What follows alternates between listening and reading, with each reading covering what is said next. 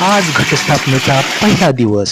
सकाळी उठून 4 वाजता आंघोळ केली, लुटून काढलं, फरशी पुसली आणि नंतरनं दारातलं लुटून काढून दार स्वच्छ धुतलं आणि छानपैकी रांगोळी उंबऱ्यावर काढली. त्यानंतरनं तुळशीवर रांगोळी काढली आणि देव घासायला घेतले.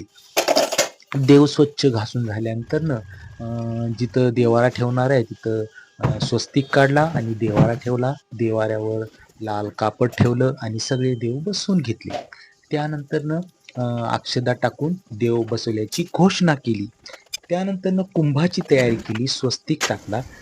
पहिली माळ खाऊच्या पानांची असती, 9 पानांची. नंतरनं कुंभ पेरला आणि त्यामध्ये कलश स्थापित केला.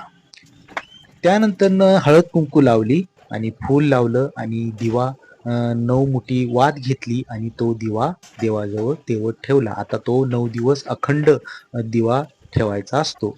नंतरनं छानपैकी देवासमोर रांगोळी काढली आणि रांगोळी काढल्यानंतरनं आरतीची तयारी केली. आरतीचं ताट चांगलं सजवलं. 2 आरती लावल्या, कापूर घेतलं, हळद कुंकू, अक्षदा आणि नंतरनं उदबत्ती लावली. देवासमोर आरती केली. देवासमोर घंटी वाजवली आणि देव बसवल्याची आपण आता सुरुवात केली. आता उपवास धरायचा. त्यानंतर नैवेद्य दाखवायचा चांगला. आता नैवेद्यामध्ये काय आहे बघूया. नैवेद्यामध्ये पुरणपोळी,